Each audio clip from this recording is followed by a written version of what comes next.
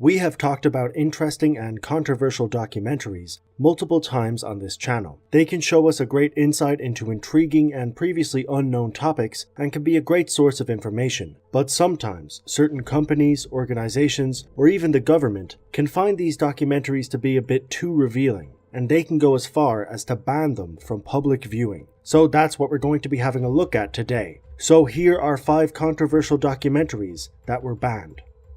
Number 1. In 1969, English director Ken Loach was commissioned to make a documentary about the charity organization known as Save the Children. The movie's purpose was to shine a light on the work that the charity did in England and Africa. It was funded on behalf of the charity itself, so it was expected that this was going to be a pretty good look for Save the Children, but this wasn't necessarily the case. When Loach arrived to one of their institutions in Kenya, he noticed a few things that didn't sit right with him. For one, the children were forbidden from speaking in their native language, and their treatment was questionable. Over in England, the staff were seen as disrespectful and condescending, and seemed to have cared very little about the children they were supposed to be saving. The documentary basically presented a narrative that wasn't in the best interest of Save the Children. Loach questioned their methods, mission, and even their core purpose, which is quite the spectacular feat when you consider that Save the Children were literally funding him to do this. The organization were not pleased and refused to pay for the movie and demanded that it be banned from public viewing. A legal battle ensued, and eventually, an agreement was made where the movie would be archived by the British Film Institution, but not released to the public until the charity were okay with it. That time would eventually come over 40 years later when the company decided to release it in a very limited setting. A number of universities were granted a screening, but apart from that, the film remains banned from the public. Those who have seen it say it's quite the watch, a very literal example of biting the hand that feeds you, but arguably for the right reasons. In the next few decades after this movie, Ken Loach would go on to achieve a large amount of success in the filmmaking world, and this movie remains as a very interesting footnote in his career. Number 2. In 1967, Frederick Wiseman and John Marshall created a documentary titled Titicut Follies, which showed the lives of both patients and inmates at the Bridgewater State Hospital for the Criminally Insane. It showed the very cruel way they were treated, which included being held up in empty cells, having their hygiene neglected, and being bullied by the staff of the hospital. In the 19 days the pair spent there, they saw the reality behind this so-called hospital and were ready to expose the truth to the public. However, the government of Massachusetts had different plans. They claimed that the pair had failed to get the proper permissions necessary to release the footage, even though they had asked the patients beforehand and even gotten permission from the hospital's superintendent, who at the time was technically their legal guardian. This should have been enough, but it wasn't. Harry Callis, a Superior Court judge from the state, ordered the film to be recalled and stated that all copies must be destroyed. Wiseman managed to appeal this so that the film could be shown in an educational setting. Students, doctors, lawyers, and public service members would have access to the film, but the general public would not be able to watch it. The movie was being very clearly censored. It would most likely destroy the image of the hospital and stain the reputation of the state's healthcare services in the process, which made for a dangerous movie in the eyes of the government. This ban would continue for over 2 decades until eventually, in 1991, Judge Andrew Meyer lifted the ban and allowed the movie to be released to the general public. While the documentary did make a very significant impact, that impact could have been a lot bigger if the movie was allowed to be released when it was first made. It is a very clear example of the dangers of censorship and how it can affect the real world on a large scale.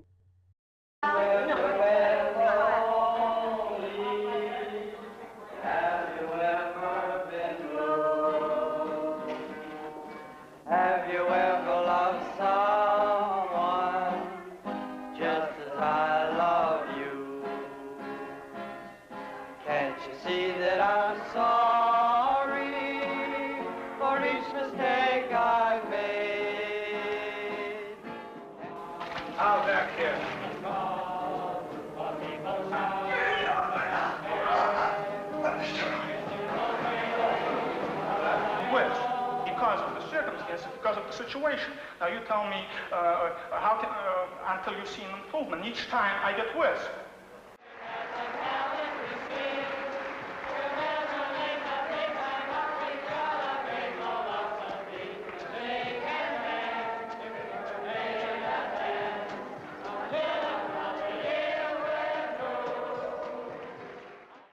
Number 3. Karen Carpenter was an American singer and drummer who was a member of the musical duo The Carpenters, along with her brother Richard. The duo enjoyed an immense amount of success, but Karen suffered from a number of eating disorders that would eventually lead to a number of serious health complications. She passed away in 1983 at the age of 32, and this would raise awareness to disorders like anorexia and body dysmorphia. 4 years later, in 1987, the experimental biographical movie titled Superstar, The Karen Carpenter Story, was released. Directed by Todd Haynes, the movie uses real-life footage as well as acted-out scenes that are portrayed with Barbie dolls. It is a creepy but effective technique, and the movie gained some minor success in the late 80s. However, in 1990, the movie was taken out of circulation after Haynes lost a copyright infringement lawsuit to Richard Carpenter, who disliked the film for the way it portrayed his family. But this wasn't very effective. The movie was bootlegged thousands of times and even exists on YouTube today. It also gained a cult audience for its experimental nature. However, the movie has not seen any commercial circulation since 1990, meaning it hasn't been screened or shown on TV, and technically, it is supposed to be inaccessible to the public, but this has never been heavily enforced. Karen, people are talking about you. Your fans are worried. I can hear them gasping when we walk on stage. Now, what the hell are we supposed to do about that? Richard. I know. I know I'm sick. I know something's wrong. And I need help. What do you mean, sick? Mentally? Richard, have you ever heard the word anorexia? Of course, I've heard people call you that. Richard, I am that.